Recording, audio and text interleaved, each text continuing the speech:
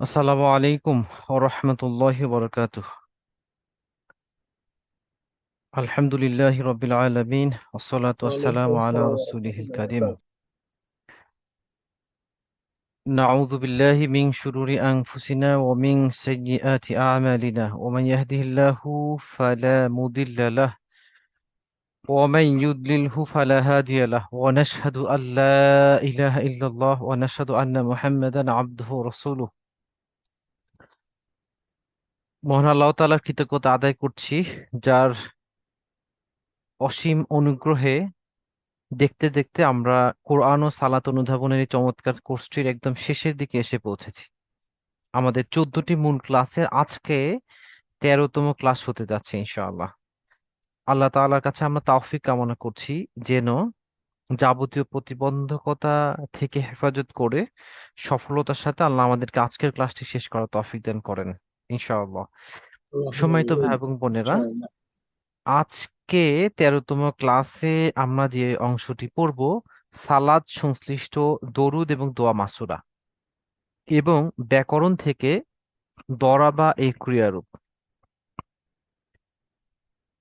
ক্লাসের শুরুতেই আমরা সর্বশেষ অনুষ্ঠিত হয়ে যাওয়া 11তম কুইজের প্রশ্নোত্তর সংক্ষেপে আলাপ করে নিতে চাই, এরপরে আমরা মূল ক্লাসে ফিরে আসবো ইনশাআল্লাহ। 11তম কুইজটি অনুষ্ঠিত হয়েছিল 11তম ক্লাস এর উপর, যেখানে সিলেবাস ছিল ইকামা এবং সানা এবং ফাতাহা এর ক্রিয়ারূপ। চলুন শুরু করা যাক।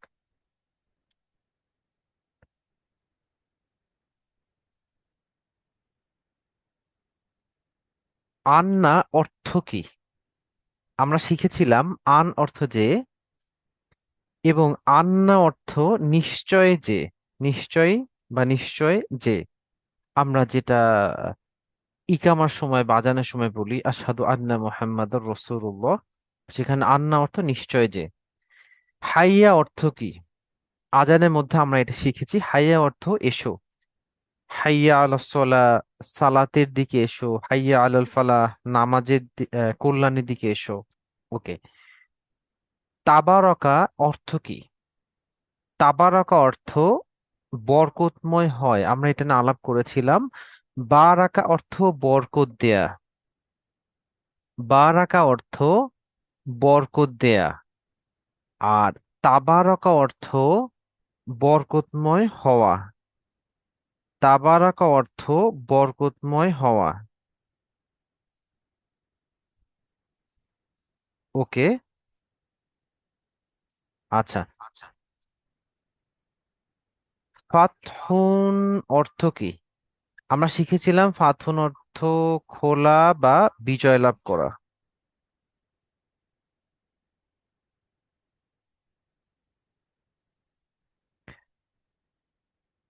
ফাতহুন অর্থ খোলা বা বিজয় লাভ করা। ফাতহুন খোলা বা বিজয় লাভ করা। ওকে। শাহিদুন অর্থ কি? শাহিদুন অর্থ সাক্ষী। আমরা যে আশহাদু, আমি সাক্ষ্য দিই, সেখান থেকে আমরা বলেছিলাম যিনি সাক্ষ্য দেন তাকে বলা হয় শাহিদুন। শাহিদুন সাক্ষী। ওকে। নিচের কোন শব্দটি দ্বারা সবচেয়ে বেশি সুপারলেটিভ ডিগ্রি বোঝানো হয়?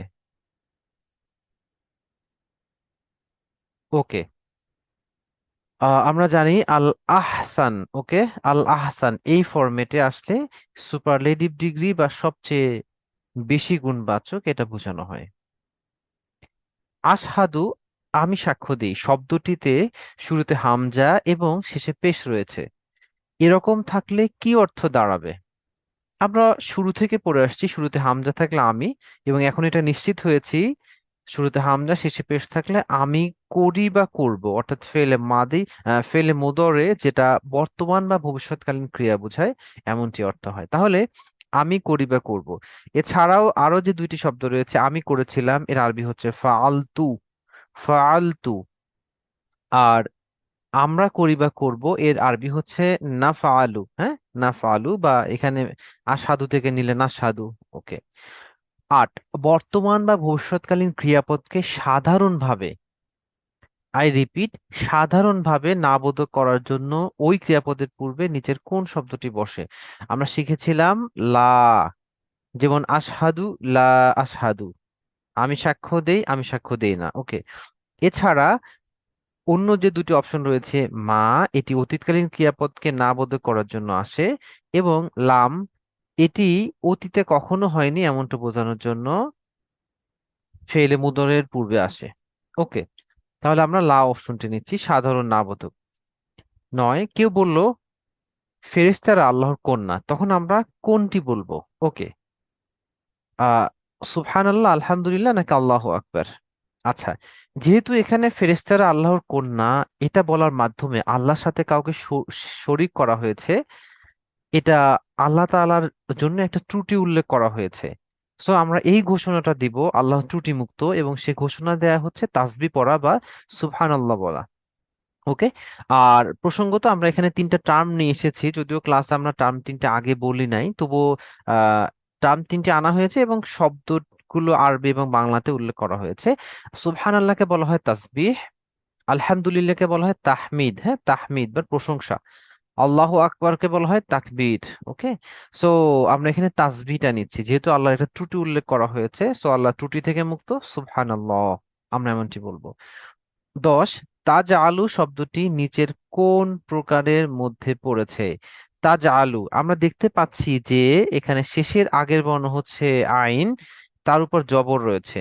তাহলে আমরা মিলিয়ে দেখি কোথায় শেষের আগের বর্ণে জবর রয়েছে। ওকে, আমরা দেখতে পাচ্ছি যে শেষ থেকে শুরু করি, তরা বা ইয়াদরিবু, এখানে শেষের আগে যে রয়েছে, ইয়াংসুরু শেষের আগে পেশ রয়েছে, ইয়াফতাহু শেষের আগে জবর রয়েছে। অর্থাৎ এখানে তাজ আলু এর জবরের সাথে ইয়াফতাহু এর জবরটা মিলে যাচ্ছে, তাই না? শেষের আগের বর্ণে জবর, তাহলে আমরা প্রথম অপশনটি নিচ্ছি। ওকে, জি, তাহলে আমরা কুইজ সাবমিট করে দিচ্ছি, এবং এর মধ্য দিয়ে আপনাদের 11তম কুইজটি শেষ হয়ে গেল। এরপরে আজকে ক্লাস শেষে আপনাদের 12তম কুইজ দেয়া হবে, এবং এটাই আপনাদের এই সিলেবাসে আমাদের সর্বশেষ রেগুলার কুইজ। এরপরে আগামী ক্লাসের পরে আমাদের চূড়ান্ত কুইজের প্রশ্ন দেয়া হবে ইনশাআল্লাহ। তো সম্মানিত ভাই এবং বোনেরা, তাহলে এবার আমরা মূল ক্লাসে চলে আসছি।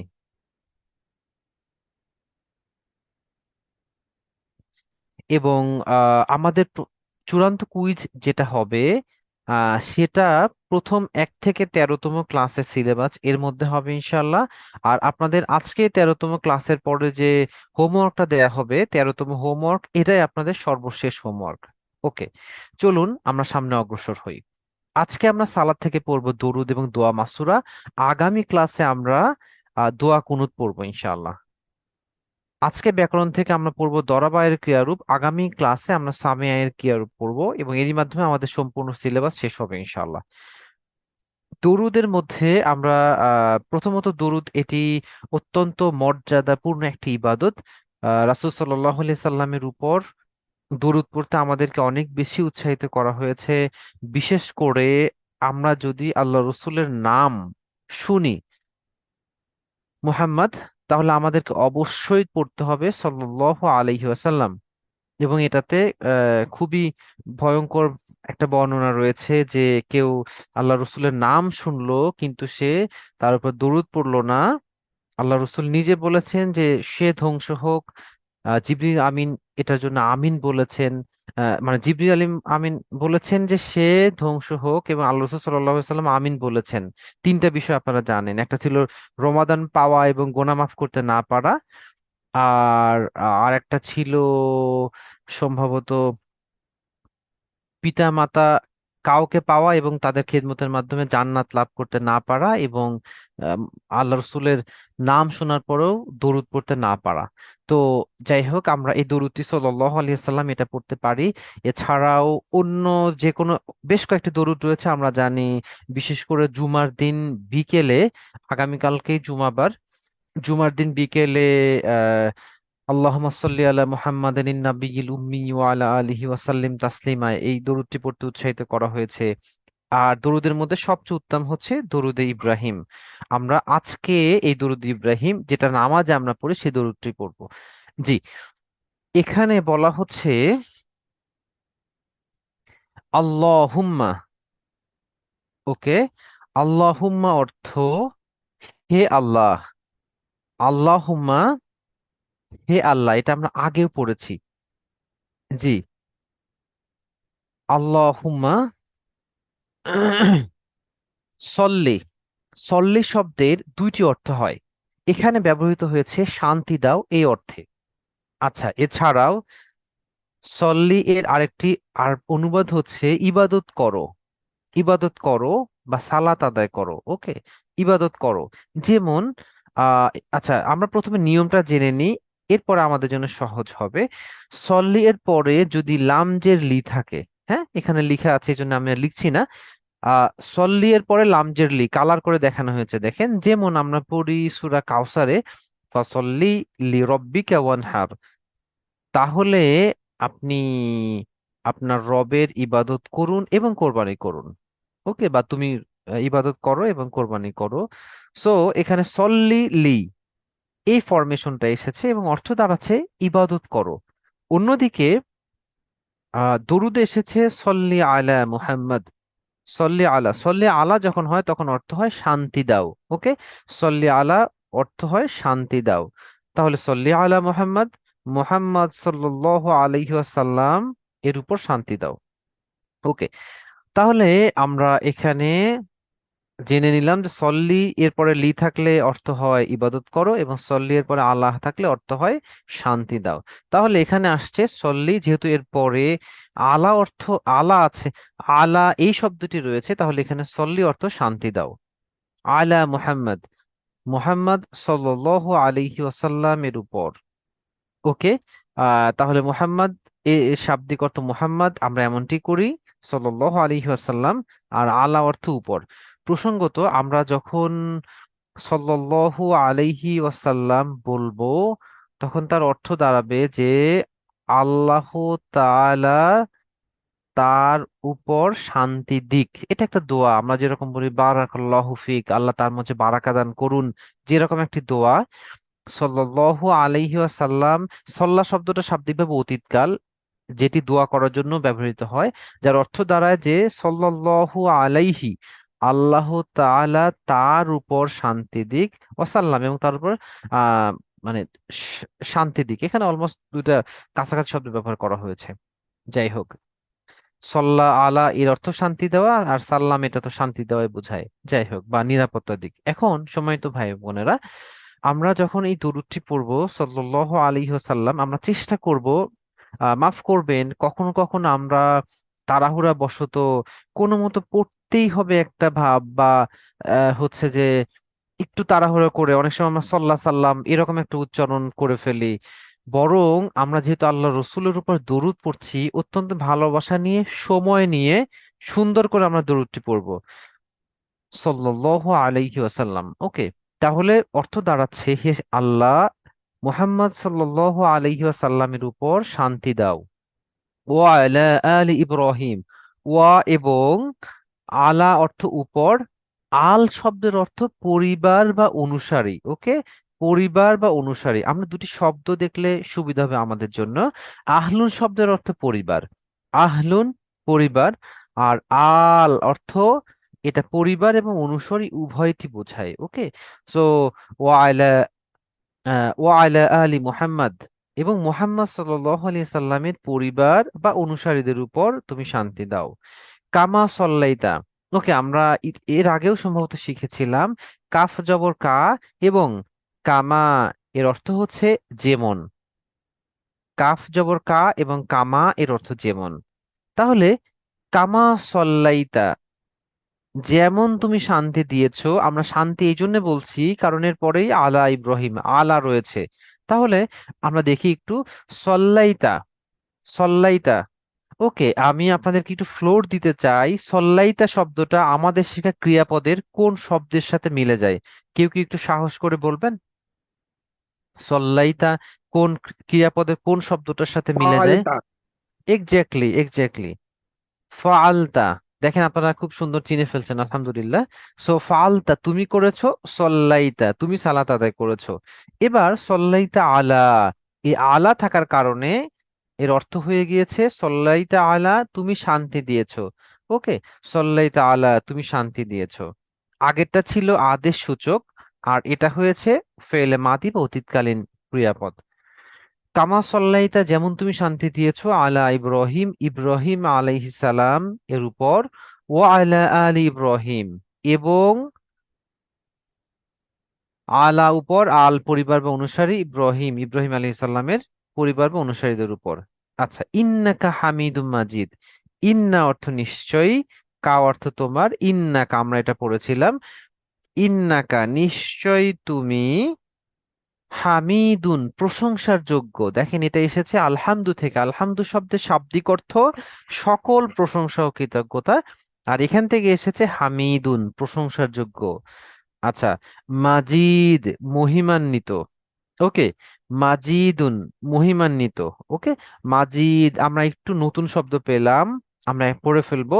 মাজিদ মহিমান্বিত বা গৌরবপূর্ণ, আমরা একটা শব্দই পড়ি, মাজিদ মহিমান্বিত। ওকে, এটা মূলত মাজদুন থেকে এসেছে, মাজদুন অর্থ গৌরব বা মহিমা, সেখান থেকে এসেছে মাজিদ মহিমান্বিত। তাহলে ইন্নাকা হামিদুম মাজিদ, নিশ্চয় তুমি প্রশংসার যোগ্য, মহিমান্বিত। এরপরের অংশ দেখেন, অনেকটা প্রথমটা অংশটার রিপিটেশন, একটু শব্দ ভিন্নতা ছাড়া। আল্লাহুম্মা, হে আল্লাহ, বারিক, বারিক অর্থ বরকত দাও। দেখেন, বারিক বরকত দাও, আমরা এটা নিয়ে আলাপ করেছিলাম। তারপরেও এটা যেহেতু আমরা অনেক সময় আহ, নিজেরা ব্যবহার করি, এই জন্য আমরা একটু আরেকবার বলে নেই। দেখেন,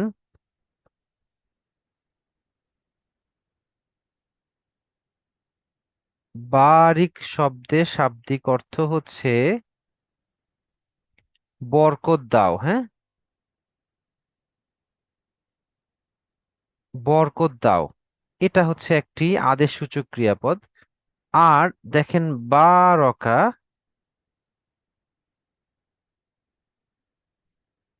বারকা, কেউ কি একটু সাহস করে বলবেন যে বারকা শব্দটা আমাদের শেখা ক্রিয়াপদের কোন শব্দর, কার সাথে মিলে যায়?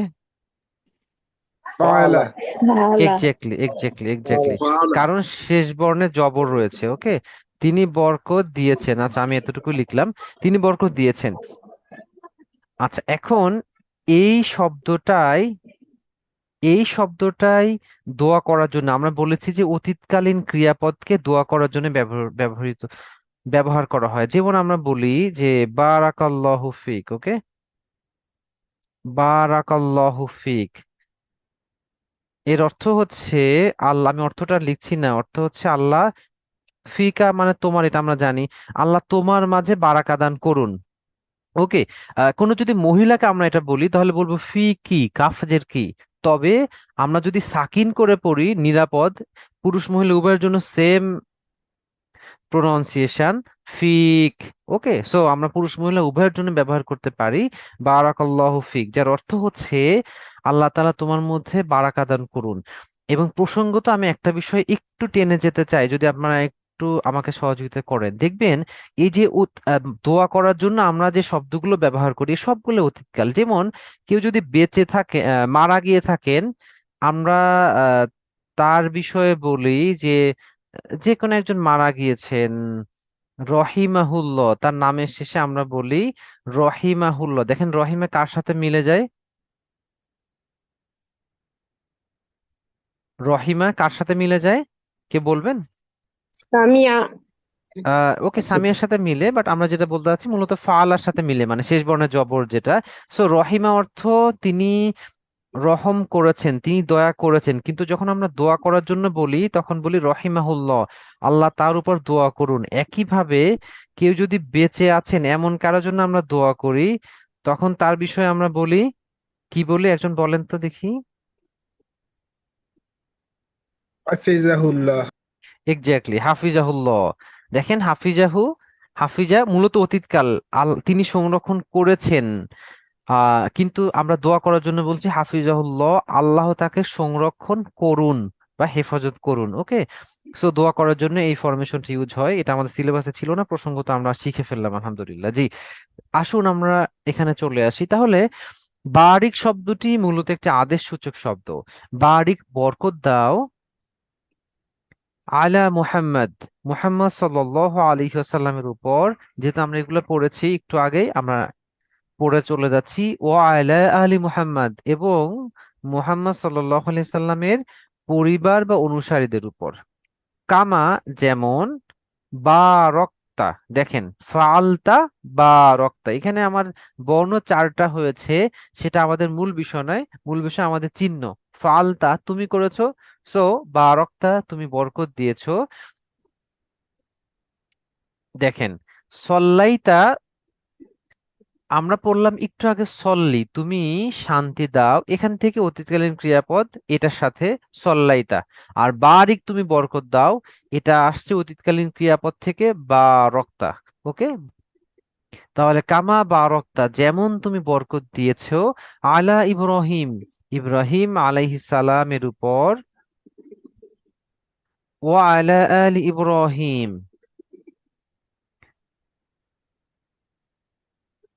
ও আলা আলি ইব্রাহিম, এবং ইব্রাহিম আলাইহিস সালামের পরিবার বা অনুসারীদের উপর। ইন্নাকা হামিদুম মাজিদ, ইন্নাকা নিশ্চয়ই তুমি, হামিদুন প্রশংসার যোগ্য, মাজিদ গৌরবান্বিত। ওকে, এই শব্দগুলো আমরা একটু আগেই পড়লাম, এই জন্য আমরা দ্রুত পড়ে চলে গেলাম। এবার আমরা শুরু করব দোয়া মাসুরা, যেটা নামাজে আমরা নিয়মিত পড়ি, এবং আমরা জানি যে এই দোয়াটি খুবই অর্থপূর্ণ দোয়া।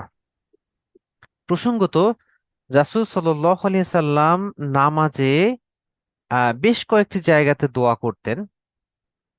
যেমন আমরা যদি একটু বলার চেষ্টা করি যে নামাজের একদম শুরুতে তাকবীরে তাহরিমা বলার পরে, এরপরে রুকুতে যাওয়ার আগে, রুকু থেকে রুকুতে যাওয়ার পরে, রুকু থেকে উঠে, সিজদায় গিয়ে, দুঃসিজদার মাঝখানে, এবং শেষ বৈঠকে, এই সাতটি জায়গাতে রাসূল সাল্লাল্লাহু আলাইহি সাল্লাম দোয়া করতেন, এবং আমাদেরকে উৎসাহিত করা হয়েছে আমরা যখন ব্যক্তিগত নামাজগুলো পড়বো এই জায়গাগুলোতে, বিশেষ করে সিজদার জায়গাতে আমরা বেশি বেশি দোয়া পড়বো আল্লাহর কাছে। আমরা তো তাসবিহ পড়বোই, এছাড়াও বেশি বেশি বিভিন্ন দোয়া পড়বো আল্লাহর কাছে যখন আমরা বিশেষ করে একে একই নামাজ পড়ি। ওকে, শেষ বৈঠকে আমরা দোয়া মাসুরা হিসেবে যে দোয়াটি পড়ি, এটা ছাড়াও আরো কিছু দোয়া আছে, যেমন রাসূল সাল্লাল্লাহু আলাইহি সাল্লাম প্রায়ই চারটা জিনিস থেকে দোয়া করতেন। কবরের আযাব, এরপরে জীবন মৃত্যুর ফিতনা, দাজ্জালের ফিতনা ইত্যাদি থেকে দোয়া করতেন। এরপর আল্লাহুম্মা আইন্নি আলা যিকরিকা ওয়া শুকরিকা ওয়া হুসনি ইবাদাতিক, এরকম বেশ কয়েকটি দোয়া রয়েছে। এছাড়াও আমরা আরো কোরআন হাদিসের বিভিন্ন দোয়াগুলা পড়তে পারি। ওকে, যাই হোক, তো আমরা যেহেতু দোয়া মাসুরা সবচেয়ে বেশি পড়ি এবং প্রচলিত, আমরা এই দোয়াটির অর্থই পড়বো। চলুন শুরু করা যাক। অসাধারণ অর্থ। আল্লাহুম্মা, হে আল্লাহ, আল্লাহুম্মা, হে আল্লাহ, ইন্নি, নিশ্চয়ই আমি, ইন্নি, নিশ্চয়ই আমি। দেখেন আমরা পড়েছি, এই যে আমরা এই যে অংশগুলো নিয়ে আসছে, এটা এই জন্য যেন আপনারা রিলেট করতে পারেন যে আসলে এগুলো কমন পড়াটা পসিবল। ওকে, ইন্নি নিশ্চয়ই আমি, জলামতু জুলুম করেছি। জলামতু শব্দটা আমরা কোথায় পড়েছি? গত কালকের জলামতু জলামতু জলামতু, না, জলামতু শব্দটা আমরা আজকে পড়বো, বাট আমরা চিহ্নটা ধরে ফেলতে পারবো। জলামতু, ফালতু, ফালতু আমি করেছি, জলামতু আমি জুলুম করেছি, নাফসি আমার নিজের উপর। নাফসুন দ্বারা, এটা দ্বারা আহ আত্মা বা নিজ নিজ বোঝানো হয়, যেমন আমরা বলি বাই সেলফ ইংরেজিতে। সো নাফসুন এরকম একটা শব্দ, এটা আমরা নিজের উপর জুলুম করেছি। প্রসঙ্গত, নাফসুন শব্দটি শাব্দিকভাবে এক বচন। এর কথা বহু, কেটে কেটে আচ্ছা, থ্যাংক ইউ আমাকে নোটিফাই করার জন্য। কথা কেটে কেটে আসে। আচ্ছা, এখন শুনতে পাচ্ছেন কি? ইনশাল্লাহ। সম্মানিত ভাই এবং বোনেরা, নাফসুন শব্দটি শাব্দিকভাবে এক বচন। এর বহুবচন হচ্ছে নুফুসুন বা আনফুস। এর দুইটি বহুবচনই হতে পারে, নুফুসুন বা আনফুস। আচ্ছা, ছোট্ট করে একটা নোট দেয়া আছে, এটা হচ্ছে অনিয়মিত বহুবচন। এতটুকু আমরা আজকের জন্য জেনে রাখবো। আমাদের লাস্ট ক্লাস আগামী রবিবারে, ইনশাআল্লাহ আমরা এই নিয়মিত অনিয়মিত বহুবচন নিয়ে কিছুটা জানার চেষ্টা করবো ইনশাআল্লাহ। তাহলে আমি জুলুম করেছি নিজের উপর, জুলমান কাসির। জুলমান শব্দের অর্থ জুলুম, এবং কাসিরা অর্থ অনেক। তাহলে জুলমান কাসিরা অর্থ হচ্ছে অনেক জুলুম। জুলমান কাসিরা অর্থ হচ্ছে অনেক জুলুম। আচ্ছা, এখানে আরবি ভাষার খুব চমৎকার একটি গঠন ব্যবহার করা হয়েছে। ব্যাপারটা কেমন আমরা চলুন দেখি। গুরুত্ব দিতে ক্রিয়ার পরে বিশেষ্য ব্যবহৃত হয়, যেমন জলামতু জুলমান। তার আগে আমরা একটু বাংলায় চলে আসি। যেমন ধরেন আপনি আগামী পরশু দিন, নেক্সট ক্লাসে পরে আমরা চূড়ান্ত কুইজের প্রশ্ন দিব যেদিন, তার আগে হয়তো আপনি অনেক পড়লেন, যেটা আমরা ভার্সিটিতে থাকতে পড়েছি। সারা বছর পড়ার খোঁজ নেই, পরীক্ষার আগের রাতে বা 2-3 দিন আগে এই পড়াটাকে আমরা বলি পড়ার মতো পড়া। ওকে, পড়ার মতো পড়া। বা হচ্ছে যে আপনি যে কোনো কাজ কোনো খুব ভালো মানের করলে সাধারণত আমরা এই টার্মটা ব্যবহার করি, যে না ঠিক আছে পড়ার মতো পড়া, বা হচ্ছে যে খাওয়ার মতো খাওয়া ইত্যাদি। এনিওয়ে, যদি এত বেশি বা এরকম খাওয়ায় উচ্ছ্বসিত হওয়া আমাদের এত বেশি আহ, উৎসাহিত করা হয় না, যাই হোক। সো এই যে খাওয়ার মতো খাওয়া, এটা ঠিক বাংলা যেমনটি বোঝায় আমরা আরবিতেও জলামতু জুলমান। জলামতু হচ্ছে একটি ক্রিয়াপদ, অতীতকালীন ক্রিয়াপদ। আর জুলমান এই ক্রিয়াপদেরই একটা বিশেষ্য। ওকে, জুলমুন থেকে এটা জুলমান হয়েছে।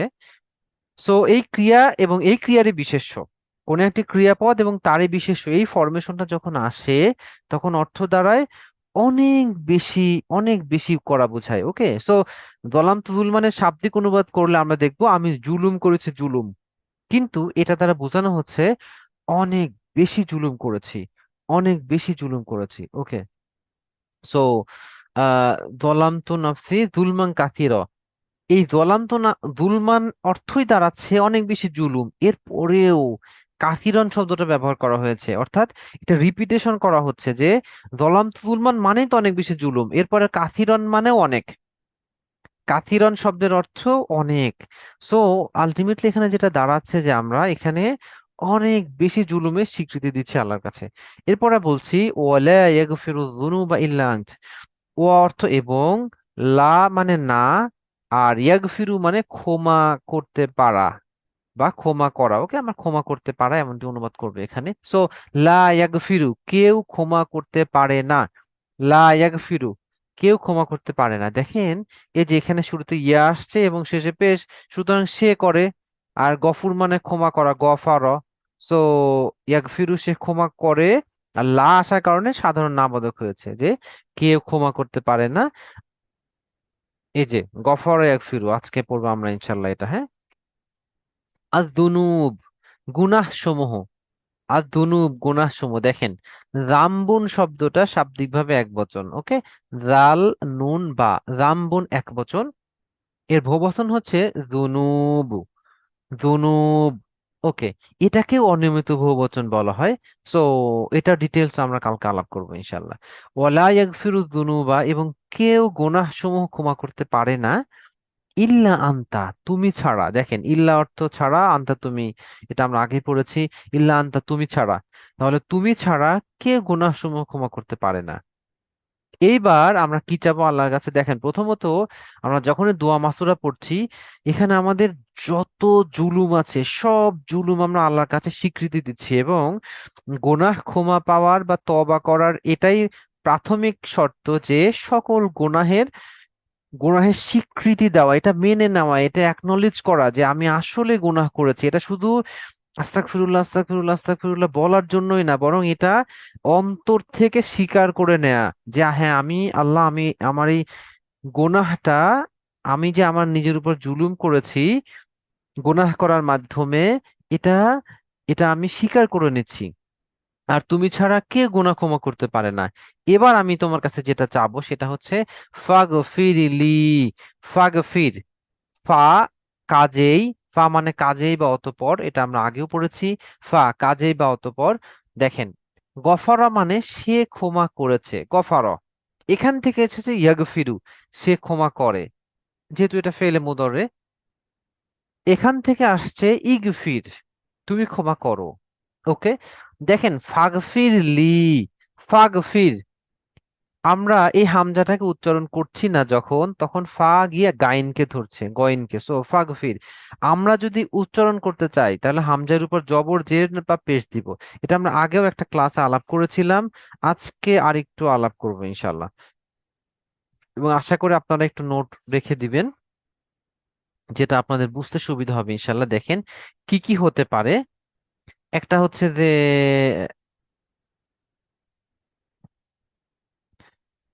এগুলা মূলত আসছে হচ্ছে এই শব্দগুলা থেকে। দেখেন আপনারা পড়েছেন ইয়ানসুরু, তাই না? ইয়ানসুরু থেকে উনসুর আসছে, এটা হচ্ছে ব্যাকরণগত ফরমেশন, উনসুর। এরপরে ইয়াদু রিবু,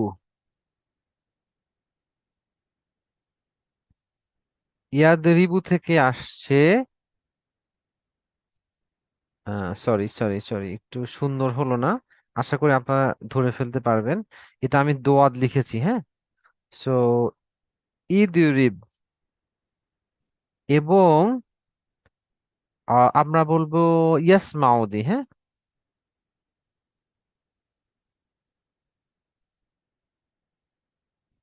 ইয়াস মাউ থেকে আসছে,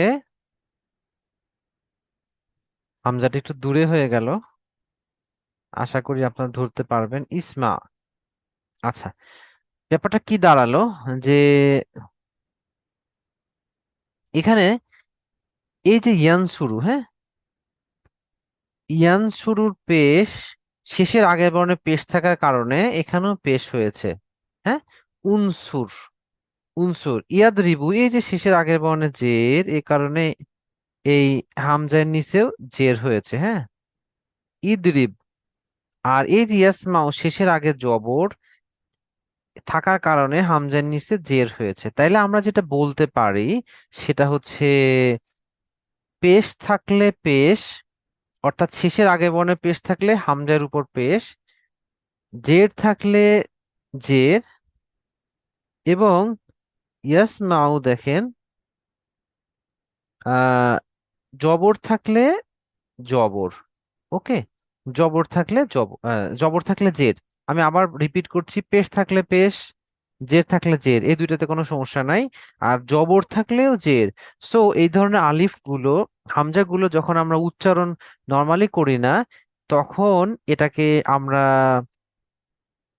যখন উচ্চারণ করতে যাব আর মিলিয়ে পড়বো না তার পূর্বের সাথে, তখন আমরা এভাবে জের থাকলে জের, পেশ থাকলে পেশ, এবং জবর থাকলে জের দিয়ে পড়বো। ওকে, সো ইগফির, এখানে ফায়ের নিচে জের আছে, সো হামজার নিচে জের, ইগফির তুমি ক্ষমা করো, লি আমাকে, লি আমাকে, ফাগফিরি লি কাজে তুমি আমাকে ক্ষমা করো, মাগফির ক্ষমা, মাগফির ক্ষমা, মিন থেকে ইন্দিক, দেখেন এই সবগুলো আপনাদের পরিচিত, হ্যাঁ। মিন থেকে, ইন্দি মানে নিকট, কা মানে তোমার, সো তোমার নিকট থেকে বা তোমার পক্ষ থেকে। দেখেন আমরা নিজেদের গুনাহের স্বীকৃতি যেমনটি দিয়েছি অনেক বেশি, একইভাবে আমরা ক্ষমাও চাচ্ছি অনেক বেশি। কেমন? দেখেন ফাগফির এটা হচ্ছে ক্রিয়াপদ, এরপরে এই মাগফির, ফাগফির ক্রিয়াপদ, দেখেন এই যে ইগফির, ইগফির ক্রিয়াপদ, ঠিক তারপরে মাগফির, এই ক্রিয়াপদের বিশেষ্যটা এসেছে। সো জলামতুর পরে দুলমান যেমন এসেছে, একইভাবে ইগফিরের পরে মাগফিরতান এসেছে। এখানে অর্থ দাঁড়াচ্ছে অনেক বেশি ক্ষমা চাই, আল্লাহ তুমি আমাদেরকে অনেক বেশি ক্ষমা করো। রাইট, এই যে দেখেন এখানে দেখানো হয়েছে ইগফির ক্রিয়া, তার মাগফিরা হচ্ছে বিশেষ্য, সো ইগফির মাগফিরা, অনেক বেশি ক্ষমা, অনেক বেশি ক্ষমা তোমার পক্ষ থেকে, ওয়ারহামনি, ওয়া, এবং দেখেন এখানেও ইরহাম, ইরহাম ঠিক ইসমা যেমনটি, ইরহাম শেষের আগের বর্ণ হা, যার উপর জবর রয়েছে, আর আমরা একটু আগে শিখলাম যে জবর থাকার কারণে জের। সো ইরহাম দয়া করো, নি আমাকে, ওয়ারহামনি এবং আমাকে দয়া করো, ইন্নাকা আনতাল গফুর রহিম, ইন্না নিশ্চয়ই, কা তুমি, আনতা তুমি, ইন্নাকা আন্তা, নিশ্চয় তুমি। দেখেন এগুলো আমাদের পরিচিত দেখে আমি সময় নিচ্ছি না। আল গফুর, ক্ষমাশীল, হ্যাঁ। আল গফুর, অতি ক্ষমাশীল। এই আল গফুর শব্দটি আল্লাহ তাআলার নাম, গুণবাচক নাম। আরবিতে এটাকে ইসমে ফাইল মুবালাগা বলা হয়, মানে খুব গুণবাচক নাম তো বটেই, বরং বর্ধিত, মানে বর্ধন অনেক বেশি বোঝানো হয়, অনেক বেশি বৃদ্ধি করে বোঝানো হয়। এবং এই ধরনের নামগুলো সাধারণত শুধুমাত্র আল্লাহ তাআলার নামেই, আল্লাহ তাআলার গুণবাচক নাম হিসেবে ব্যবহৃত হয় এবং আল্লাহকে এইসব নামে ডাকা হয়। আর বান্দা যদি নাম রাখতে চায় তাহলে এর সাথে আব্দুল যুক্ত করে রাখা উচিত, যেমন আব্দুল গফুর। ওকে, রাইট। আমরা একটু সতর্ক থাকার চেষ্টা করব। আমাদের অফিসে একজন মেসেঞ্জার আছেন, ওনাকে, ওনার নাম আব্দুল আহাদ, কিন্তু মানুষজন অনেক সময় দেখা যায় যে তাকে আহাদ মিয়া ডাকে। সো এটা একটা বিকৃত রূপ, বরং সুন্দর উচ্চারণ হচ্ছে, মানে সুন্দর হবে যদি আমরা বলি আব্দুল আহাদ। রাইট। সো আমরাও এরকম আব্দুল গফুর, আব্দুল জাব্বার, যার যে নামটা, আমরা সুন্দর করে তার নামটা উচ্চারণ করব, কারণ এই নামগুলো হচ্ছে আল্লাহর বান্দা, আল্লাহর দাস, এমনটি অর্থ বোঝায়। গফুরুন, অতি ক্ষমাশীল, এবং এই এই শব্দগুলো দ্বারা আহ আধিক্য বোঝায়। ওকে। রহিম, অসীম দয়ালু। রহিম, অসীম দয়ালু। ওকে, সূরা ফাতিহা আমরা পড়েছি। তাহলে ইন্নাকা আনতাল গফুর রহিম, নিশ্চয়ই তুমি অতি ক্ষমাশীল, অসীম দয়ালু। প্রিয় ভাই এবং বোনেরা, তাহলে আমরা দোয়া মাসুরাতে আমরা যেটা লক্ষ্য করলাম যে এটা যদিও আমাদের নামাজের সবচেয়ে শেষের অংশ, নামাজ এটা দিয়ে আমরা শেষ করি সাধারণত, মানে এরপরে আমরা সালাম ফিরিয়ে নামাজ শেষ করি। অনেক সময় একটু তাড়াহুড়া থেকে যায়, বা অনেক সময় আমরা বেখেয়াল থাকি, কিন্তু এখানে কি চমৎকার অর্থ আছে আমরা যদি এটা ফিল করে পড়ার চেষ্টা করি এবং এইভাবে আমাদের পাপগুলো অ্যাকনলেজ করি, তাহলে তো আমাদের গুনাহে লিপ্ত হওয়া উচিত না। দেখেন, আপনারা নিশ্চয়ই ঘটনা শুনেছেন যে একজন মানুষ, এটা হয় আমাদের কোরআন না বোঝার কারণে, যে রোজার সময় উনি নামাজ পড়তে যাবেন, কিন্তু ওনার ঘুষটা উনি হাতে নিবেন না। যে রোজার সময় ঘুষ হাতে নিলে কেমন হয়, ড্রয়ারটা খুলে বলছেন যে ঠিক আছে, আমি এখন ধরবো না, আমার নামাজে যাব, সময় খুবই কম, তুমি যা করবা ড্রয়ারে, যা দিবা ড্রয়ারে রেখে দাও। তাইলে কি হবে, উনি নামাজে চলে যাচ্ছেন, নামাজে গিয়ে উনি যখন এই দোয়া মাসুরা পড়ে নামাজ শেষ করবেন, তার তো এই বোধটা আসা উচিত যে আমি সকল গোনা থেকে সকল গোনা আল্লাহর কাছে অ্যাকনলেজ করলাম, এবং সেটা স্বীকৃতি দিয়ে ক্ষমা চেয়ে আমি আশা করি আল্লাহ যেন আমাকে ক্ষমা করে চলে আসলাম। সো এই গুনাহের রিপিটেশন তো আমাদের হওয়া উচিত না, অথচ আমরা নামাজও পড়ছি, এই অপকর্মগুলো করছি এবং এর মধ্যে আমরা পার্থক্য করতে পারছি না, বরং এমনটা তো মোটেই হওয়া উচিত না। প্রিয় ভাই এবং বোনেরা, তাহলে দোয়া মাসুরা আমরা যখন পড়বো একটু অনুভব করে পড়ার চেষ্টা করব। আসুন আমরা শুধুমাত্র বাংলা অর্থটাই একবার করে একটু রিমাইন্ড করে সামনে আগানোর চেষ্টা করি। ওকে। হে আল্লাহ, নিশ্চয়ই আমি আমার নিজের উপর অনেক অনেক বেশি জুলুম করেছি, আর তুমি ছাড়া কেউ গুনাহ ক্ষমা করতে পারে না। কাজেই তুমি আমাকে অনেক বেশি ক্ষমা করো এবং আমার উপর দয়া করো। নিশ্চয়ই তুমি ক্ষমাশীল, অতি ক্ষমাশীল এবং অসীম দয়ালু। জি। তাহলে আমরা চেষ্টা করব দোয়া মাসুরা পরবর্তী থেকে একটু অনুভব করে পড়ার, ইনশাল্লাহ। আল্লাহ আমাদেরকে তাওফিক দান করুন।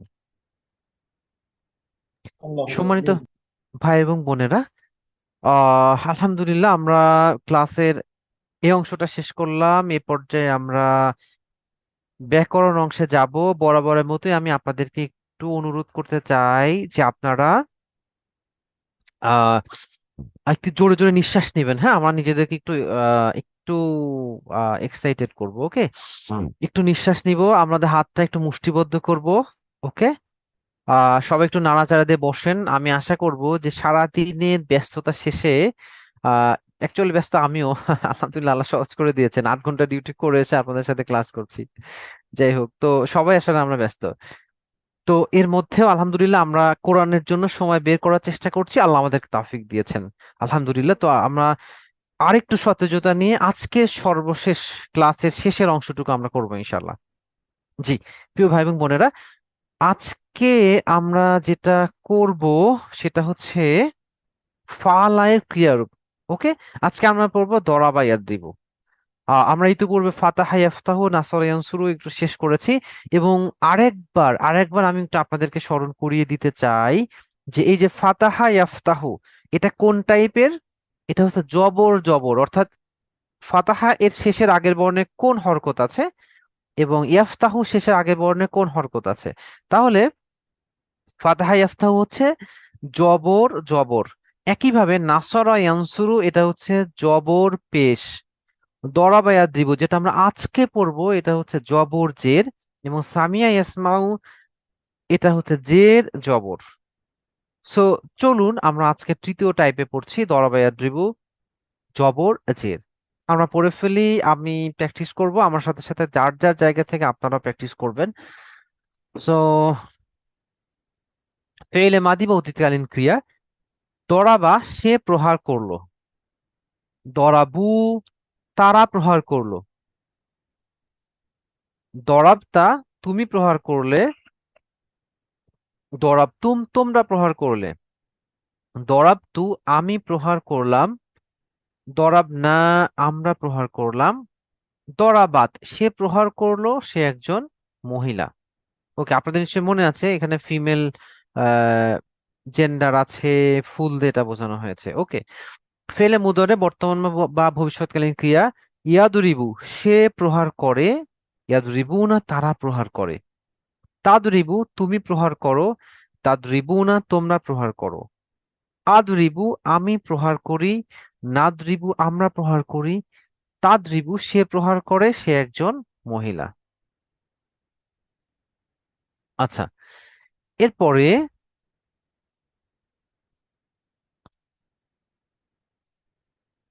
ফেলে আমর বা আদেশ সূচক ক্রিয়া। ইদরিব তুমি প্রহার করো, ইদরিবু তোমরা প্রহার করো। ফেলে নাহি বা নিষেধ সূচক ক্রিয়া। লা তাদরিব তুমি প্রহার করো না, লা তাদরিবু তোমরা প্রহার করো না।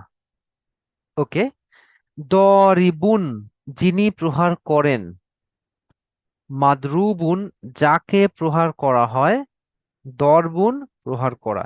সো আমি আশা করি আমাদের এই টোটাল ফিজিক্যাল ইন্টারেকশন বা সম্পূর্ণ শারীরিক শৃঙ্খলের মাধ্যমে আমরা অভিনয় করে নিজেদের অঙ্গভঙ্গির মাধ্যমে এই 21টা শব্দের বহিঃপ্রকাশ করছি, মনে মনে অর্থ চিন্তা করছি ব্রেনে, এবং আমরা এটা প্রকাশ করছি আরবিটা বলছি মুখে, মনে মনে অর্থ চিন্তা করছি মাথায়। সো শারীরিকভাবে এটা প্রকাশ করছি। খেয়াল করবেন যে এখানে এই যে সামান্য জবর জের জন্য যে আলাদা টাইপ করা হয়েছে, এটা আমাদের যে মূল অতীত এবং বর্তমান বা আদেশ নিষেধের যে চিহ্নগুলো, এর কোনো চিহ্নে কোনো পরিবর্তন হয় নাই। আচ্ছা, এবার আমরা জলামাদে প্র্যাকটিস করব। আচ্ছা, জলামাদে আমি প্র্যাকটিস করি, এরপরে আছে সবার। এইটা দিয়ে আমি চাবো যে আপনাদের মধ্যে থেকে কেউ একজন একটু হ্যান্ড রেজ করবেন ইনশাল্লাহ। গতদিন একজন বোন আহ, চেষ্টা করেছেন, আজকে অন্য কেউ করবেন। ওনাকে আমি যদিও কয়েকটা কারেকশন দিয়েছিলাম, কিন্তু উনি চেষ্টা করেছেন, এটা প্রশংসনীয় ছিল। জি, জলামা এটা আমি একটু প্র্যাকটিস করি। জলামা। ওকে, আচ্ছা আপনারা দুজন হাত তুলেছেন, বেটার আমি না হয় এটা আপনাদের উপরে ছেড়ে দেই। মাহতাজুল হক ভাই, আপনি কি জলামা এটা প্র্যাকটিস করবেন, আমাদেরকে একটু দেখা শোনাবেন, আমি ইশারা করবো, আপনি একটু পড়ে শোনাবেন। জি মাহতাজুল হক। নিশ্চয়ই, জি। আপনি অনুমতি দিলে আমি জি। রাজি আছি। জি অবশ্যই, প্লিজ। জলামা সে অত্যাচার করে করেছে, জলামু তারা অত্যাচার করেছে, রাইট। জলাম তা তুমি অত্যাচার করেছো, জলাম তোমরা অত্যাচার করেছো, জলাম আমি অত্যাচার করেছি, জলাম না আমরা অত্যাচার করেছি, জলামাত সে অত্যাচার সে অত্যাচার করেছে, সে একজন মহিলা, ইয়াজলিমু সে ইয়াজলিমু সে অত্যাচার করে, ইয়াজলিমুনা তারা অত্যাচার করে, তাজলিমু তুমি অত্যাচার করো, তাজলিমুনা তোমরা অত্যাচার করো, আজলিমু আমি অত্যাচার করি, নাজলিমু আমরা অত্যাচার করি। তাজলিমু, সে অত্যাচার করে, সে একজন মহিলা। তারপরে excuse me, ইজ ইজ ইজলিম মানে তুমি সাহায্য করো, এটা হচ্ছে আদেশ সূচক। তুমি সাহায্য, তুমি অত্যাচার করো, তুমি রাইট, তুমি ওকে। অত্যাচার করো। আর লা তাজলিম, এটা আমরা বহুবচনটা শেষ তুমি করবো একসাথে। তুমি অত্যাচার, জি, ইজলিম, ইজলিমু আমরা দুইটা একসাথে শেষ করব। ইজলিম তুমি অত্যাচার করো, ইজলিমু তোমরা অত্যাচার করো। লা তাজলিমু তুমি অত্যাচার করো না। লা তাজলিম। লা তাজলিম তুমি অত্যাচার করো না। লা তাজলিমু তোমরা অত্যাচার করো না। জলিমু জ মানে জলিমুন এটি জলিম, জলিম মানে জ অত্যাচার। মাথা চাপা আমি একটু যোগ করব। জলিমুন এটা একালিপ টান আছে এখানে, হ্যাঁ। ফাইলুন, জলিমুন। আচ্ছা, জলিমুন, জলিমুন মানে অত্যাচারকারী। রাইট, আমরা যেটাকে আর বাংলায় জালেম বলি, হ্যাঁ। জি, আর মুজলুম, মুজলুম অর্থ হচ্ছে যে অত্যাচারিত। মাজলুমুন। রাইট। মাজলুমুন যে অত্যাচারিত। আর জুলমুন মানে হচ্ছে অত্যাচার করা। জি, মাশাল্লাহ মাতাজ ভাই, আপনি হচ্ছে যথেষ্ট ভালো করেছেন, আলহামদুলিল্লাহ। আল্লাহ আপনার এই প্রচেষ্টায় বারাকা দান করুন। আচ্ছা, জাযাকাল্লাহু খাইর। জি, শুক্রিয়া মাতাজ ভাই। তাহলে এখানে আমরা যেটা দেখলাম যে এই যে জলিমুন বা জালেম, মাজলুমুন যার উপর অত্যাচার করা হয়। আর আমরা জানি যে আল্লাহ তাআলা মাজলুমের পক্ষে থাকেন। আমরা চেষ্টা করব কখনো জালেম না হওয়ার এবং মাজলুমের পক্ষে থাকার। জি, ইনশাআল্লাহ। সম্মানিত ভাই এবং বোনেরা, আমি এ পর্যায়ে সবারা ইয়াসবিরু একটা রয়েছে, আমি চলুন একটু প্র্যাকটিস করি। আমাদের যেহেতু 50 বাজে, আমরা একটু সময় পাবো। আমি যদি আরেকজনকে একটু সময় দেই। আহ একজন হাত তুলেছেন, বোন নুরুন, আপনি কি এটা একটু প্র্যাকটিস করবেন? সবারা ইয়াসবিরু।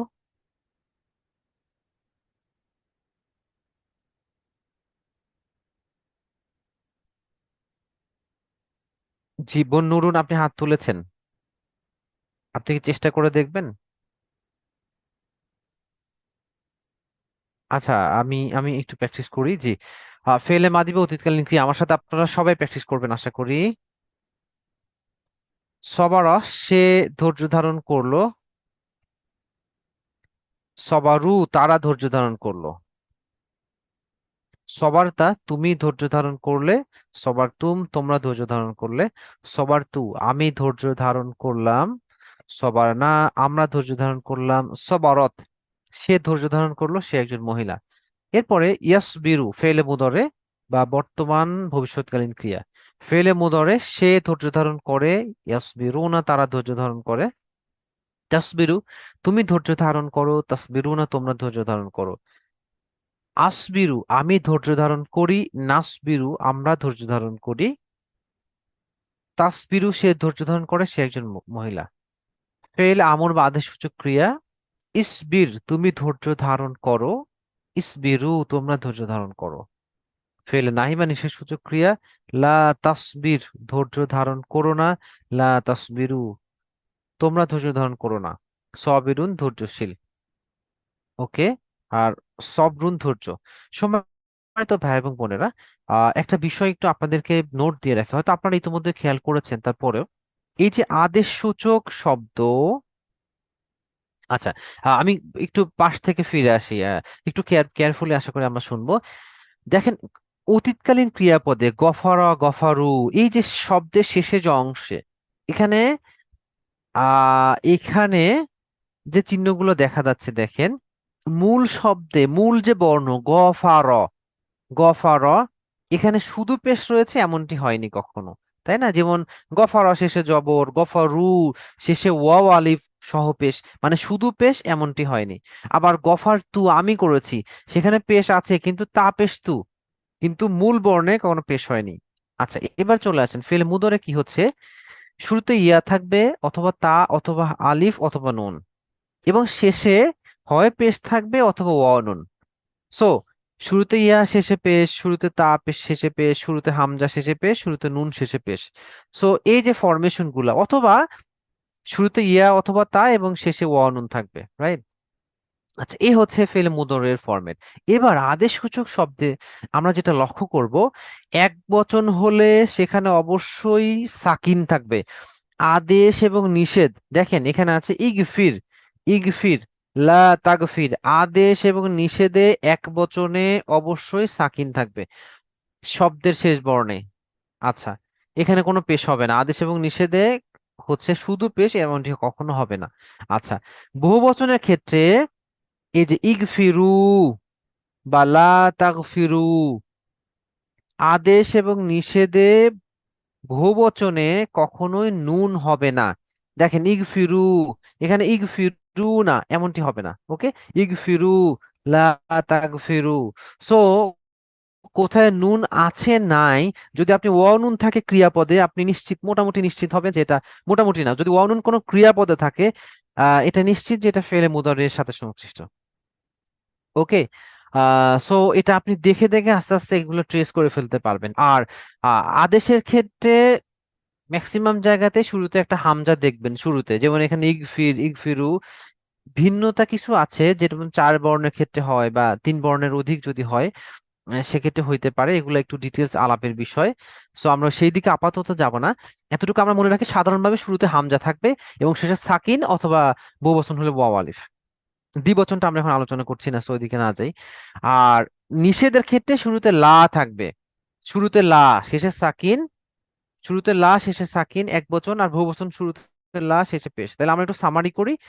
আদেশ এবং নিষেধের ক্ষেত্রে শেষ বর্ণে এক বচন হলে অবশ্যই সাকিন হবে, বহুবচন হলে ওয়াও আলিফ হবে। আর আদেশের ক্ষেত্রে শুরুতে সাধারণত হামজা থাকবে। আর নিষেধের ক্ষেত্রে সব সময়, এক্ষেত্রে তিন চার পাঁচ ছয় বর্ণের কোনো ইস্যু না, নিষেধের ক্ষেত্রে সব সময় লা এটা থাকবেই। ওকে, লা এটা থাকবেই। চলুন আবার আমরা সামনে অগ্রসর হই। আচ্ছা, আমরা জানি মুমিনদের জন্য, মুমিনরা যদি কখনোই কোনো বিপদের সম্মুখীন হয়, তার যদি কোনো কিছু হারিয়ে যায়, পড়ে যায়, হচ্ছে আমরা বলি ইন্না লিল্লাহি ওয়া ইন্না ইলাইহি রাজিউন। বিশেষ করে কেউ যখন কোনো কিছু মারা যায়, আমরা বলি ইন্না লিল্লাহি। মূলত এর অর্থ যেটা দাঁড়াচ্ছে, ইন্না নিশ্চয়ই আমরা, লিল্লাহি আল্লাহর জন্য, ওয়া ইন্না এবং নিশ্চয়ই আমরা, ইলাইহি তার দিকে, রাজিউন প্রত্যাবর্তনকারী। দেখেন এই রাজিউন শব্দটা কোথা থেকে এসেছে, আমরা একটু প্র্যাকটিস করব। রজউন শব্দের শাব্দিক অর্থ হচ্ছে ফিরে আসা। ওকে, সো ফেলে মাদি বা অতীতকালীন ক্রিয়া, আমার সাথে আপনারা প্র্যাকটিস করবেন। রজা, সে ফিরে আসলো। রজাউ, তারা ফিরে আসলো। রজাআতা, তুমি ফিরে আসলে। রজাআতুম, তোমরা ফিরে আসলে। রজাআতু, আমি ফিরে আসলাম। রজাআনা, আমরা ফিরে আসলাম। রজাআত, সে ফিরে আসলো, সে একজন মহিলা। ফেলে মুদরে বর্তমান বা ভবিষ্যৎকালীন ক্রিয়া। ইয়ারজিউ, সে ফিরে আসে। ইয়ারজিউনা, তারা ফিরে আসে। তারজিউ, তুমি ফিরে আসো। তারজিউনা, তোমরা ফিরে আসো। আরজিউ, আমি ফিরে আসি। নারজিউ, আমরা ফিরে আসি। তারজিউ, সে ফিরে আসে, সে একজন মহিলা। ফেল আমর বা আদেশসূচক ক্রিয়া। ইরজি, তুমি ফিরে আসো। ইরজি, ফিরে আসো। আমরা এই ফিরে আসার আহ্বানের জন্য অপেক্ষা করছি, হ্যাঁ। আমি আপনাদেরকে এটা আসলে না নিলেই নয়। এটা হচ্ছে যে কোথায় আছে, কেউ কি আমাকে একটু বলবেন? ইরজিউ বহুবচন শব্দটা কোথায় আছে? এরা মূল কে আছে উস্তাদ? Ay, Surah, Surah Abasa to asiri ila rabbiki radiyatan এরা মূল কে mardiya. আছে পারে যে ইলবাসার রাইট হালকা রাইট রাইট রাইট। ফাজরে ফজরে আছে। Hmm. ওকে, আমরা সূরা ফজরের এই আয়াতটা একটু সামনে নিয়ে আসবো। দেখেন হুম, আপনারা অনেকগুলো নিয়ে ফজরে আছে। এসেছেন। এরকম জাতিন। এখানে বলা হচ্ছে যে ইরজিই, ওকে, ইরজিই ইয়া আইয়ুহা ইয়া আইয়াতুহান নাফসুল মুতমাইন্নাহ, হে প্রশান্ত আত্মা, ইরজিই তুমি ফিরে আসো, ইলা রব্বিক তোমার রবের দিকে, রাদিয়াতাম মারদিয়া, হ্যাঁ, সন্তুষ্ট চিত্তে ফিরে আসো, সন্দেহ কি সন্তুষ্ট, সন্তোষভাজন হয়ে। দেখেন এই যে ইরজিই তুমি ফিরে আসো, ওকে, প্রসঙ্গত আমি যদি উদাহরণটা এই রজা থেকে নিয়ে আসছি, বাট এখানে মূলত ইরজি শব্দটা হচ্ছে ফিমেল কাউকে বোঝানো হয়েছে, ওকে। আর যদি আমরা ফিমেল আদেশসূচক শব্দটা পড়িনি, আমি মূলত এই ফিরে আসার দেখে দেখাতে গিয়ে এটা টেনেছিলাম শব্দটা, এনিওয়ে। সো ইর যে তুমি ফিরে আসো এটা হচ্ছে পুরুষ। আমরা যদি বলতাম যে তুমি মহিলা ফিরে আসো, যদি আমরা পড়িনি, জাস্ট আপনার বলার জন্য বলছি, বাম হাত যেটা দেখাইতাম তুমি ফিরে আসো, সো সেখানে আমরা বলতাম ইর জিই। নফসুল মুতমাইন্না যেহেতু একটা ফিমেল, ফিমেল শব্দ, সো ইর জিই এই শব্দটা ব্যবহার করা হয়েছে, যে অর্থ তুমি, তুমি ব্র্যাকেটে ফিমেল, তুমি ফিরে আসো। আসেন এখানে চলে আসি। সো নিষেধ সূচক শব্দ, লা তারজি তুমি ফিরো না, লা তারজিউ তোমরা ফিরো না। এবার রজিউন তুমি যে ফিরে আসে বা প্রত্যাবর্তনকারী, রজিউন, তাই না? এর বহুবচন হচ্ছে রজিউন, রজিউন যেটা মূলত এই আয়াতের মধ্যে রয়েছে। সো রজিউন প্রত্যাবর্তনকারী, এরপরে মারজুউন যেখানে প্রত্যাবর্তন করা হয়, আর রজউন প্রত্যাবর্তন করা, রাইট। আমরা একদমই শেষের দিকে চলে আসছি। দুর্বল অক্ষর সমূহ আমরা ইতিপূর্বে কয়েকটি ক্লাসে পড়েছি, আজকেও পড়ব। আমরা জানি আলিফ, ওয়া এবং ইয়া এই তিনটি হরফকে দুর্বল অক্ষর বলা হয়। আমরা খুবই দুইটি দুইটি শব্দ এখান থেকে আমরা প্র্যাকটিস করবো ইনশাল্লাহ, যেটা এই দরাব ইয়াদরিবু ফরমেশনে চলে আসে। জিয়াদা শব্দের অর্থ হচ্ছে বাড়িয়ে দেওয়া, হ্যাঁ, জিয়াদা বাড়িয়ে দেওয়া। সো অতীতকালীন ক্রিয়াপদ, জাদা সে বাড়িয়ে দিল, এখানে বৃদ্ধি করা অর্থ লেখা হয়েছে, আমরা সেটাই করি। জাদা সে বৃদ্ধি করলো, জাদু তারা বৃদ্ধি করলো, জিত্তা তুমি বৃদ্ধি করলে, জিত্তুম তোমরা বৃদ্ধি করলে, জিত্তু আমি বৃদ্ধি করলাম, জিতনা আমরা বৃদ্ধি করলাম, জাদাত সে বৃদ্ধি করলো। আপনি দেখেন কোরআনে একটা আয়াত রয়েছে, ইন্নামাল মুমিনুনা আল্লাযীনা ইযা যুকিরাল্লাহু ওয়াজিলাত কুলুবুহুম ওয়া ইযা তুলিয়াত আলাইহিম আয়াতুহু যাদাতহুম ঈমানা, যখন তার কাছে আল্লাহর আয়াত তিলাওয়াত করে শোনানো হয়, যাদাতহুম ঈমানা এটা তাদের ঈমানকে বাড়িয়ে দেয়, এই যাদাত, হ্যাঁ, ওকে। ফেলে মুদারে বর্তমান বা ভবিষ্যৎকালীন ক্রিয়া, ইয়াজিদু সে বৃদ্ধি করে, ইয়াজিদুনা তারা বৃদ্ধি করে, তাজিদু তুমি বৃদ্ধি করো, তাজিদু না তোমরা বৃদ্ধি করো, আজিদু আমি বৃদ্ধি করি, নাজিদু আমি বৃদ্ধি করি, তাজিদু সে বৃদ্ধি করে, সে একজন মহিলা। এরপরে ফেল আমর বা আদেশসূচক ক্রিয়া, জিদ। দেখেন এখানে যেহেতু হরফ ইল্লাত আছে, এই জন্য তার এই চার বর্ণের যে ফরম্যাট, শুরুতে একটা হামজা এরপরে তিনটা বর্ণ, এটা এটা পরিবর্তন হয়ে শেষ পর্যন্ত জিদ হয়ে গেছে, হ্যাঁ, জিদ তুমি বাড়াও বা তুমি বৃদ্ধি করো। আমরা যে দোয়াটা পড়ি পড়া শুরুতে, রব্বি জিদনি ইলমা, যে হে আল্লাহ তুমি আমাদের জ্ঞান বৃদ্ধি করে দাও, এই শব্দটা আমরা বলি, হ্যাঁ, জিদ বাড়িয়ে দাও, জিদু তোমরা বাড়িয়ে দাও বা তোমরা বৃদ্ধি করো। ফেলে নাহিবা নিষেধ সূচক ক্রিয়া, লা তাজিদ তুমি বৃদ্ধি করো না, লা তাজিদু তোমরা বৃদ্ধি করো না। আপনি লা তাজিদ এটা পাবেন সূরা 71 নম্বর সূরা নূহের মধ্যে, যেখানে নূহ আলাইহিস সালাম বছরের পর বছর, শত শত বছর দাওয়াত দেওয়ার পরেও তারা আর মানছিল না, আর মানছিল না। আমরা তো মানুষকে একটু দাওয়াত দিয়ে ক্লান্ত হয়ে যাই, যে সে না শুনে না, না এই ইত্যাদি ইত্যাদি। বছরের পর বছর উনি দাওয়াত দেওয়ার পরেও যখন তারা আর মানছে না, তখন উনি দোয়া করলেন, লা তাজিদি যালিমিনা ইল্লা তাবারা, তুমি জালেমদের জন্য ধ্বংস ছাড়া আর কিছু বৃদ্ধি করো না। সো লা তাজিদ তুমি বৃদ্ধি করো না, লা তাজিদু তোমরা বৃদ্ধি করো না, জাইদুন বৃদ্ধিকারী, মাজিদ যেটা বৃদ্ধি করা হয়, আর জিয়াদা বৃদ্ধি করা, ওকে। আর একটা শব্দ এখানে, যা সাতটা শব্দ আমরা পড়বো, এটা খুব বেশি ব্যবহৃত হয় না, যা মানে আসা, হ্যাঁ, আমরা পড়েছি না যা, যা ইয়াজিউ, এটা এই দরাবা ইয়াদ্রিবু ফরমেশনে। চলুন একটু প্র্যাকটিস করি, জাস্ট অতীতকাল, যা সে আসলো, যা তারা আসলো, জি ইতা তুমি আসলে। জি ইতা শব্দটা আপনারা কোথায় পড়েছেন? দেখেন বনি ইসরাইলকে যখন, আমি ক্লাস শেষ করবো, শেষের দিকে চলে আসছি, বনি ইসরাইলকে যখন বলা হলো একটা ঘটনার পরিপ্রেক্ষিতে তোমরা গরু জবাই করো, বারবার বারবার তারা প্রশ্ন করতে থাকলো, এবং সর্বশেষ যখন লাস্ট বৈশিষ্ট্যটা বলা হলো তখন তারা বলল আল আনা জিইতা বিল হক, জিইতা বিল হক, এখন তুমি আমাদের কাছে সত্যটা নিয়ে আসলে, হ্যাঁ মানে পুরোপুরি সত্যটা ক্লিয়ার করলে। এনিওয়ে, এই যে জিইতা এই শব্দটা এসেছে, জিইতা তুমি নিয়ে আসছো, জিইতুম মানে তুমি আসলে, জিইতুম তোমরা আসলে, জিইতু আমি এসেছি, জি না আমরা এসেছি, জাআত সে আসলো, সে একজন মহিলা। তাহলে এই যে সে আসলো এই শব্দটা আমরা পড়েছি, তাই না? প্রিয় ভাই এবং বোনেরা, আমরা ক্লাসের শেষে চলে এসেছি মোটামুটি। আজকে আপনাদের 12তম হোমওয়ার্ক, এবং এটা আপনাদের সর্বশেষ হোমওয়ার্ক থাকবে কুরআন থেকে 5টি আদেশ সূচক এবং 5টি নিষেধ সূচক ক্রিয়াপদ খুঁজে বের করা। ওকে, তার আগে আপনাদের হোমওয়ার্কের রিপোর্টটা আপনাদেরকে একটু শোনাই। আপনারা সর্বশেষ হোমওয়ার্ক 58 জন জমা দিয়েছেন, আলহামদুলিল্লাহ। আপনারা যথেষ্ট জোর নিয়ে হোমওয়ার্কটা জমা দিচ্ছেন। আশা করি গত ব্যাচগুলোর চেয়ে আপনারা বেশি ফলপ্রসূ হিসেবে কোর্সটা শেষ করবেন ইনশাল্লাহ। জি, আজকে আমাদের হোমওয়ার্ক থাকবে 5টি আদেশ সূচক, 5টি নিষেধ সূচক। একটু কঠিন, কারণ কোরআনে ওভারঅল অলমোস্ট 100-র মতো হয়তো আদেশ, 100-র মতো নিষেধ আছে, কম বেশি থাকতে পারে কাছাকাছি। সো একটু কষ্ট হবে, বাট এটা করতে পারলে আপনি ভালো প্র্যাকটিস আহ করে কোর্সটা শেষ করতে পারবেন ইনশাল্লাহ। আর পরের স্লাইডে 9টা শব্দ পড়ে ফেলা। সো হোমওয়ার্কটা আমি যদিও গ্রুপে দিব, এরপরেও আমি এক নজর আপনাকে একটু এখানে দেখিয়ে দিতে চাই।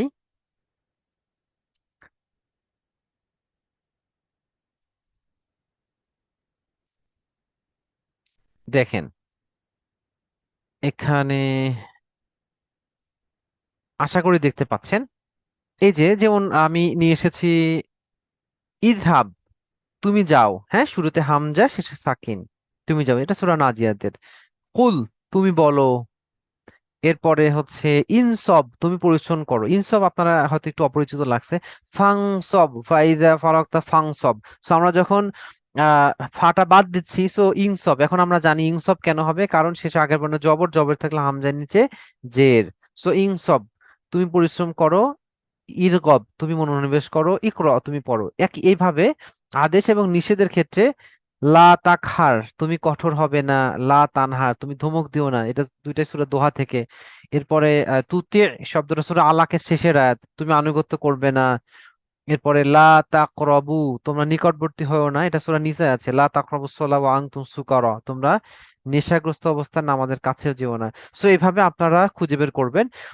নাহিটা বের করা খুবই সহজ হবে আশা করি, কারণ লা দিয়ে শুরু হয়েছে এবং শেষে হয় সাকিন না হয় ওয়াও আলিফ, এবং সেখানে অবশ্যই আপনি নুন পাবেন না, এবং শেষে পেশ পাবেন না। লা তাক হারু, লা তানহারু এটা কখনোই হবে না। সো আপনারা একটু কষ্ট করলে পারবেন। আর ওই 10টা শব্দ তো, 9টা শব্দ তো এটা পরের স্লাইডে আমরা পাবো, এটা ডিরেক্টলি স্লাইডে থাকবে। সো আসুন আমরা আজকে যে 9টা শব্দ পিক করেছি সেটা দেখে নেই আমাদের আজকের পাঠ থেকে। ইব্রাহিম, ইব্রাহিম আলাইহিস সালাম। গফর সে ক্ষমা করেছে, জলামা সে জুলুম করেছে, নাফসুন নিজ বা অন্তর, দরাবা সে প্রহার করেছে, কামা যেমন, সবরা সে ধৈর্য ধারণ করেছে, কাসিরুন অনেক, দুনুবুন গুনাহসমূহ। এবং এর মধ্য দিয়ে আলহামদুলিল্লাহ আমাদের মোট 121টি শব্দ পড়া শেষ হলো, যে শব্দগুলো রিপিটেশন কোরআনে 52.9%। এবং আপনারা খেয়াল করেছেন আমরা কোরআন পড়তে গেলে এখন এগুলো আমাদের কাছে কিছু কিছু কমন হয় আলহামদুলিল্লাহ। জি, জি। তাহলে আজকে আমরা আলহামদুলিল্লাহ 13তম ক্লাস শেষ করলাম, এবং আজকে যে হোমওয়ার্কটা দেওয়া হবে এটা আপনাদের লাস্ট হোমওয়ার্ক। আর আজকে এরপরে আপনাদের 12তম কুইজ দিয়ে দেওয়া হবে, আজকে দিয়ে দেওয়া হবে, বেটার আপনারা আজকে দিয়ে দিবেন ইনশাল্লাহ।